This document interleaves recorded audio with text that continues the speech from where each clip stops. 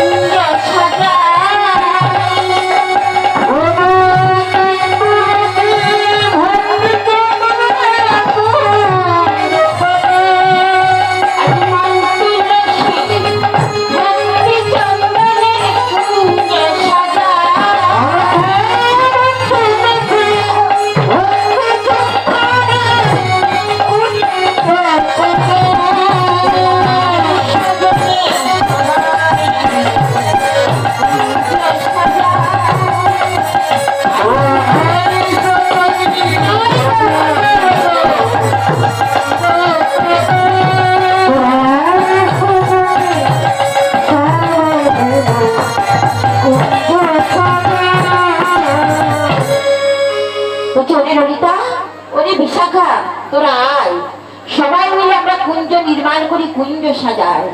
তাই রাধিকা এসেছে মনের হরষে কুসুম চয়ন করে, মল্লিকা মালতী জাতি সাজাইল সবে।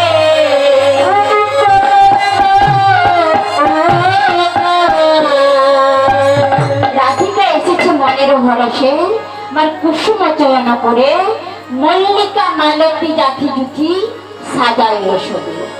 যে ফুলগুলি গোবিন্দ আমার পছন্দ করিল সেই ফুলগুলি তুলে এনে যত্ন সহকারে কুঞ্জটি নির্মাণ করেছি। এখানে যারা বয়স্ক আছেন, যারা সারা বলি পড়েন বা শুনেন, তারা জানবেন আগেকার দিনে কুঞ্জ নির্মাণ করা হতো গো, হরিনাম সংকীর্তন হতো, কিন্তু এত সুন্দর প্যান্ডেলও ছিল না, আর এত সুন্দর হরির মন্দিরও ছিল না। কুঞ্জ কিভাবে সাজানো হতো না, আম্র পল্লব পাতা ফুল ফল দিয়ে কুঞ্জ নির্মাণ করা হতো। কেন গো? কারণ এটাই গোবিন্দের আসল কুঞ্জ। এই যে আপনারা দিয়েছেন আম্র পল্লব পাতা ফুল ফল, এটাই গোবিন্দের আসল কুঞ্জ। তাই রাধারানী কুঞ্জটি নির্মাণ করেছে। কুঞ্জটি নির্মাণ করে যত্ন সহকারে সেজে গুজে বসে আছেন। বাবা কেন? কারণ গোবিন্দজি কথা দিয়েছে গো, আজ রাধারানীর কুঞ্জে আসবে। রাধারানীকে কুঞ্জটি যত্ন সহকারে নির্মাণ করতে বলেছে, সুন্দর করে কুঞ্জ নির্মাণ করেছে। এবার হলো কি, রাত্রি প্রথম প্রহর পেরিয়ে গেল, রাত্রি দ্বিতীয় প্রহর পেরিয়ে গেল, রাত্রি তৃতীয় প্রহর পেরিয়ে গেল। যেই না রাত্রি চতুর্থ প্রহর এলো, রাধারানী ললিতা সখীর গলাটি জড়িয়ে ধরে বলছে, ওরে ললিতা, আমার প্রাণ বল্লভ গোবিন্দ আমাকে কথা দিয়েছিল, আমার কুঞ্জে আসবে, কিন্তু আমার কুঞ্জে সখী বলি এলো না রে।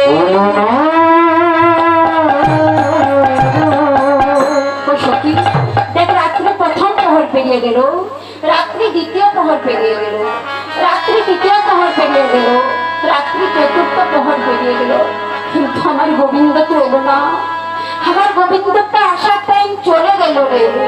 আমি বধুর লাগিয়া, ওরে ললিতা, তুই তো আমার মরমিয়া সখী, তুই তো আমার অন্তরে ব্যথা বেদনা কষ্ট বুঝিস,